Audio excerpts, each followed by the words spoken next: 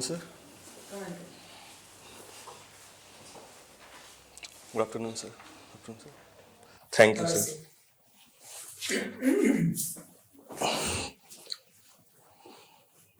अजय जादव. जी सर.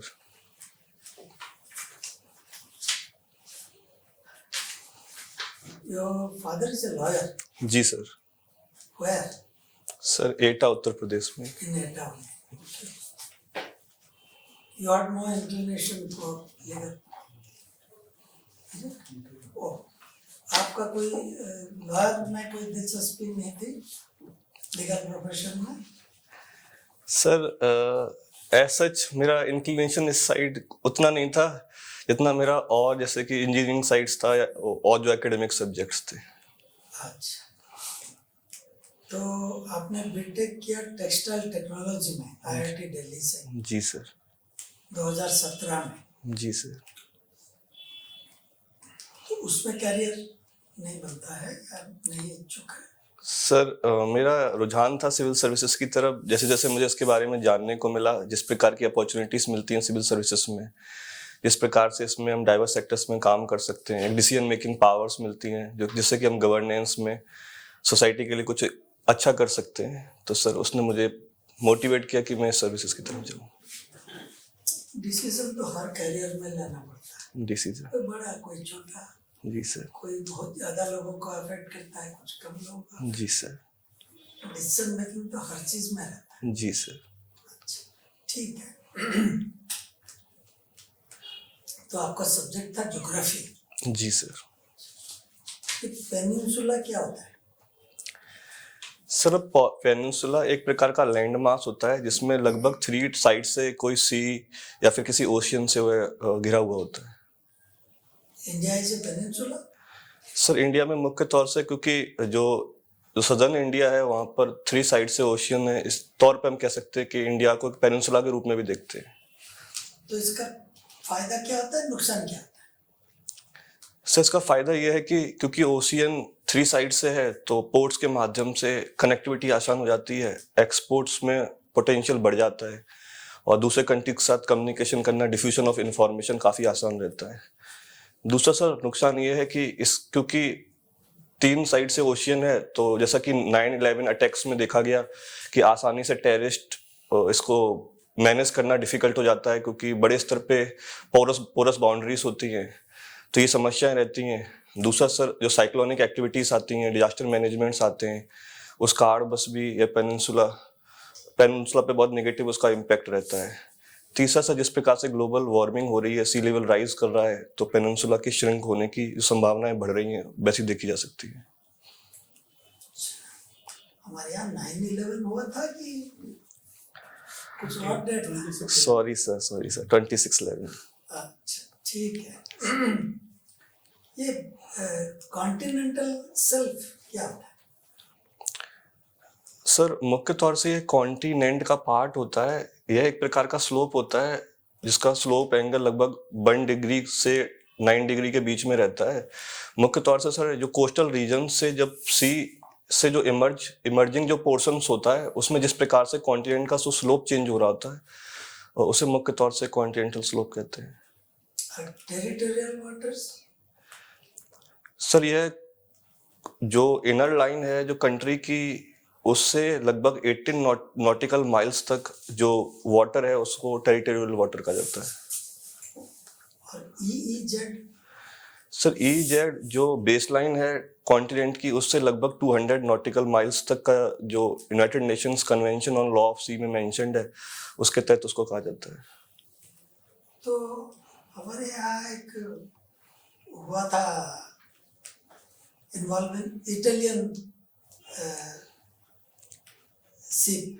जी सर. वो क्या था और क्या प्रॉब्लम हुआ था? सर पहला तो EEZ के अंतर्गत किसी भी राष्ट्र को वाइड पैसेज अलाउड होता है, जिसका मतलब है कि वह पीसफुल तरीके से कॉमर्शियल पर्पस से उसका प्रयोग कर सकता है. लेकिन सर इटालियन केसेस में देखा गया जिस प्रकार से उन्होंने फायरिंग की थी जिसमें भारत के कुछ फिशरमैन्स थे, उनको क्षति पहुंची थी, जिसके अंतर्गत उन पर कार्रवाई की गई थी, जिसके कारण वह सर ये न्यूज़ में रहा था. ये आपका सेकंड प्रेफरेंस आईपीएस है। जी सर। ये आपका जो एटा है, जी सर। ये क्या मध्य प्रदेश का बॉर्डर पड़ता है? नहीं सर, इसकी दूरी दिल्ली से 200 किलोमीटर है। ये वेस्टर्न यूपी का पार्ट है। वेस्टर्न यूपी का पार्ट। जी सर। तो यहाँ क्राइम का, लॉ एंड ऑर्डर का कैसा हो रहता है?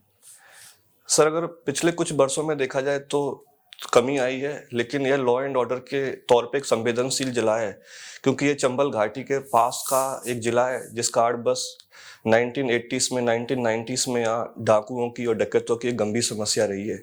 आज भी सर यह रीजन उत्तर प्रदेश में जो इलीगल वेपन्स होते हैं उसका एक गढ़ के रूप में से देखा जाता है, और कई ऐसे पॉलिटिकल इन्फ्लुएंशियल लीडर्स हैं जिसके कार्ड बस जिन पे क्रिमिनल केसेस लगे हुए हैं, वह सर मुख्य तौर से एटा इटावा इसी रीजन से आते हैं। तो ये बेसिकली जो रामायण है, जी सर। मुरैना भिंड होते हुए फिर कंटिन्यू करता है इस साइड, जी सर, इटावा एटा, यस सर। है ना? जी तो सर। इसलिए तो मैं पूछ रहा था जी सर। कि मध्य प्रदेश से कितना दूर है, इसीलिए ओके। पूछ रहा था। Okay sir. तो अभी डकैती प्रॉब्लम कम है? जी सर, जिस प्रकार से उत्तर प्रदेश सरकार ने प्रयास किए हैं पिछले कुछ वर्षों में, तो ये समस्या काफी कम हो गई है।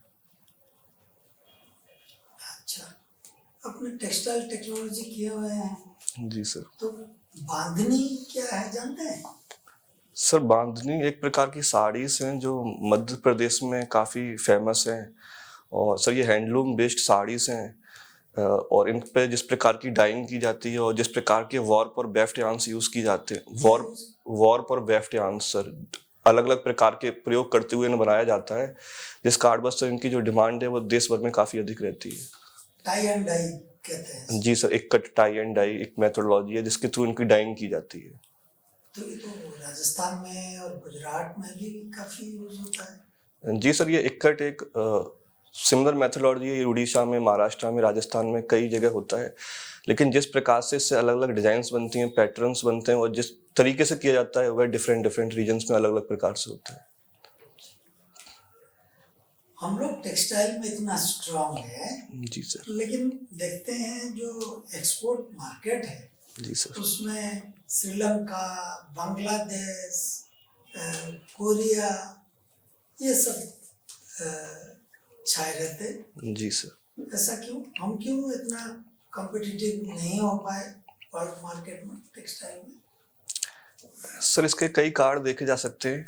पहला तो सर जैसे कि बांग्लादेश है या फिर जो वियतनाम है, सर यह सभी कंट्रीज लो डेवलप्ड कंट्रीज हैं जिनको लीस्ट डेवलप्ड कंट्रीज का स्टेटस मिलता है, जिस कारण बस इनके प्रोडक्ट्स डेवलप्ड कंट्रीज में टैरिफ फ्री एक्सेस इनको मिलती है, जिससे कि भारत के कंपैरिजन में यह प्रोडक्ट्स अधिक कॉस्ट एफिशिएंट हो जाते हैं।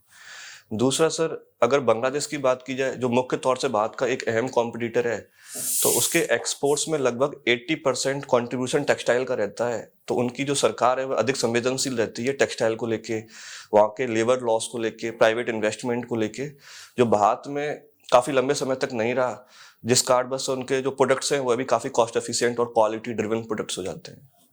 कहते हैं कि जो रॉ मटेरियल है, जैसे धागा है या कपड़ा है, जी सर। वो इंडिया से ही जाता है बांग्लादेश, जी और सर। वहाँ वो फिनिश प्रोडक्ट करके जी सर। एक्सपोर्ट कर देते हैं। जी सर। मतलब एक्चुअल वैल्यू एडिशन उस तरफ होता है यस सर। बांग्लादेश में। जी सर।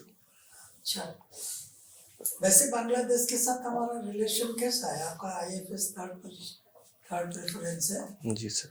क्या इरिटेंट्स है और क्या प्लस पॉइंट्स है हमारा बांग्लादेश के साथ?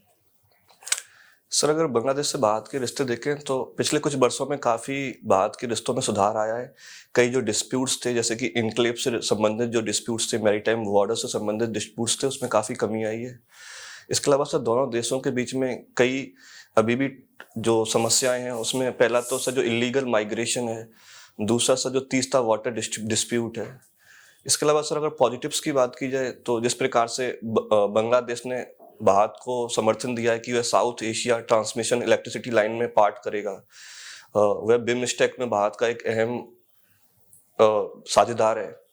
इसके अलावा सर जो BVIN इनिशिएटिव है जिसके माध्यम से ट्रांसपोर्ट कॉरिडोर बनाने का प्रयास चल रहा है, तो उसमें भी बांग्लादेश एक अहम भूमिका निभा रहा है। कैटल स्मगलिंग में भी काफी महत्वपूर्ण भूमिका है बांग्लादेश का? जी सर, कैटल स्मगलिंग की एक गंभीर समस्या है। और उससे उत्तर प्रदेश भी अफेक्ट होता है? सॉरी सर, इसकी मुझे सही जानकारी नहीं है। काफी सारे कटल जो है उत्तर प्रदेश से ले जाते हैं जी जी सर। बांग्लादेश। Okay sir. ये उत्तर प्रदेश को फर्दर सब डिवाइड करना चाहिए, हरित प्रदेश, बुंदेलखंड, पूर्वांचल। सर मेरा ऐसा मानना है कि जो तर्क दिए जाते थे जिसके अंतर्गत ये कहा जाता था कि उत्तर प्रदेश को 4 भागों में डिवाइड कर देना चाहिए, जिसमें था कि फिजिकल कनेक्टिविटी बहुत कमजोर है और चारों जो रीजन्स हैं उनमें कल्चर अलग अलग है। इसके अलावा ईस्टर्न जो यूपी है काफ़ी अंडर डेवलप्ड है। पॉलिटिकल रिप्रेजेंटेशन ईस्टर्न यूपी और सदर्न यूपी की काफ़ी कमजोर है। लेकिन सर अगर हम पिछले कुछ वर्षों में देखें जिस प्रकार से प्रयास किए जा रहे हैं उत्तर प्रदेश सरकार द्वारा एक बैलेंस डेवलपमेंट को लेकर, ईस्टर्न यूपी और सदर्न यूपी में बड़े स्तर पर प्रोजेक्ट चालू हो रहे हैं, फिजिकल कनेक्टिविटी और बेहतर बनाई जा रही है। इसके अलावा सर जो पॉलिटिकल रिप्रेजेंटेशन है उसमें भी ईस्टर्न यूपी और सदर्न यूपी के कई पॉलिटिकल लीडर्स को रिप्रेजेंटेशन मिली हुई है। इसके अलावा सर कई एक्सपर्ट्स का ये मानना है कि उत्तर प्रदेश के जो डिफरेंट रीजन्स हैं वो एक दूसरे को कॉम्प्लीमेंट करते हैं। अगर उन्हें किसी प्रकार से डिवाइड कर दिया जाएगा तो जो सिनर्जी मिलती है वह कम हो जाएगी और जो उत्तर प्रदेश के हित में नहीं होगी। तो सर मेरा भी ऐसा मानना है कि बाइफरकेट करने की आवश्यकता नहीं है। अजय जी सर। आप द्वारकापुरी एटा के रहने वाले। जी सर। क्या द्वारका के बारे में कुछ जानते हैं आप? द्वारकापुरी में रहते हो, जी लेकिन मैं द्वारका की बात कर रहा हूँ। जी सर। तो उसके बारे में आप कुछ बताएं।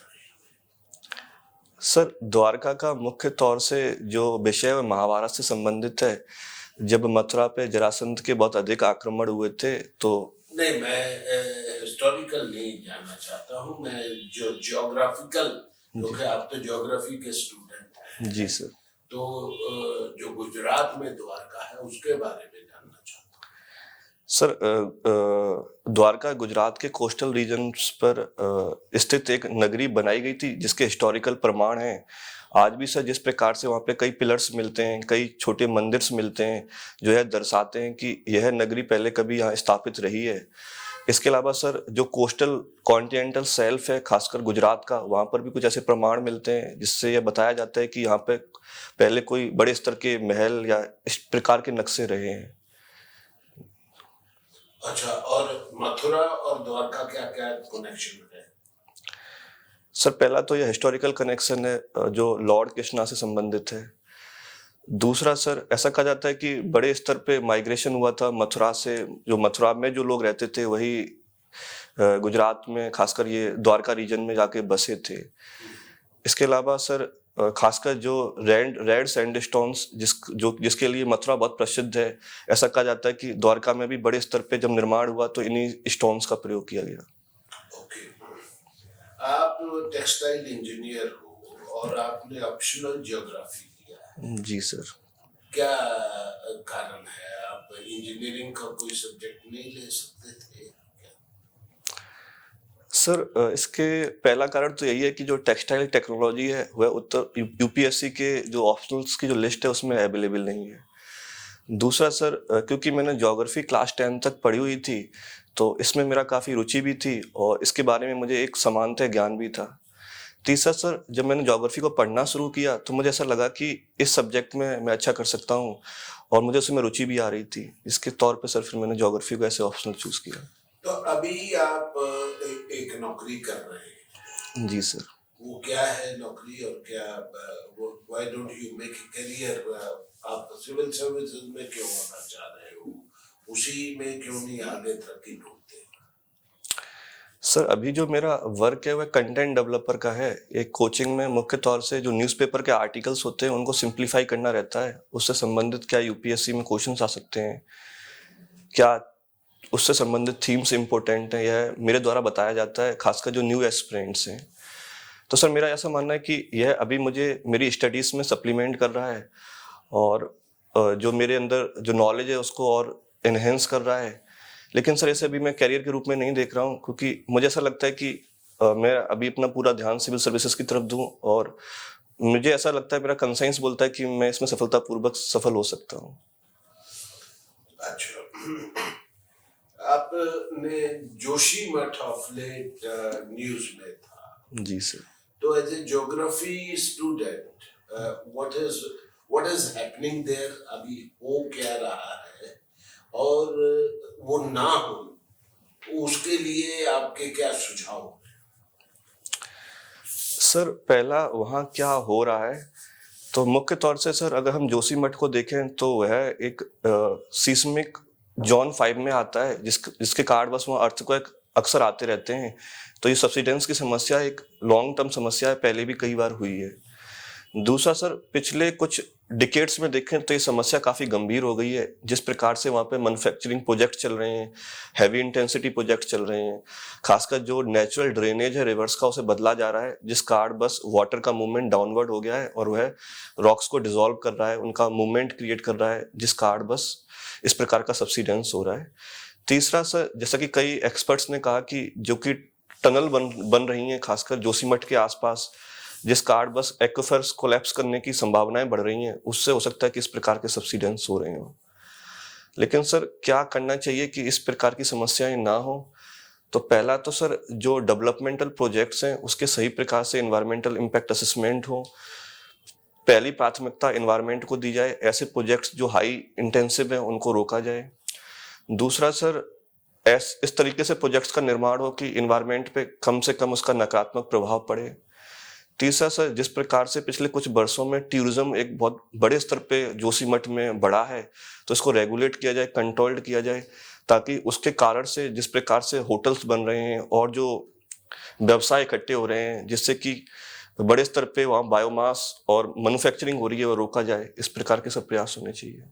नहीं, पर देखो यार कि उनके लोगों को, जैसे हम जो प्लेन्स में रह रहे हैं, जी सर। वो एक हम फैक्ट्रियां लगा रहे हैं, एक तरक्की का, एक जीवन यापन का एक पर्टिकुलर लेवल मेंटेन कर रहे हैं। जी सर। तो जो पहाड़ में भी रह रहा है आदमी, उसको भी अपना जीवन स्तर इम्प्रूव करने, टूरिज्म आएगा तो पैसा आएगा, डेवलपमेंट होगी, तो वो हम उनको क्यों ज्ञान दे रहे हैं कि भाई ये आप मत करिए, ये मत करिए?